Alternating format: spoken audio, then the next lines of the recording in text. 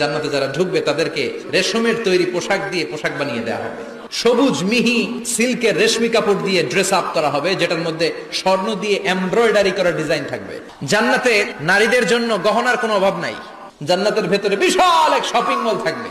প্রতি শুক্রবারে ডানে বায়ে সামনে পেছনে সব জায়গা থেকে বন বন করে মৌমাছির মতো জান্নাতীরা ওই শপিং মলে শপিং করতে আসবে।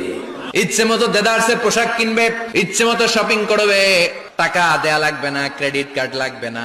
এবার জান্নাতের আবহাওয়া সম্পর্কে জানি। জান্নাতের ভেতরে জান্নাতীরা সূর্যের প্রচন্ড তীব্রতাও পাবে না, আবার শীতের কারণে কষ্টও পাবে না। দুইয়ের মাঝামাঝি চমৎকার আনন্দ ঘন নাতিশীতোষ্ণ একটা পরিবেশ আমি জান্নাতে করে দিয়েছি। পুরুষদের জন্য আল্লাহ তাআলা জান্নাতের হুরদের ব্যবস্থা করেছে।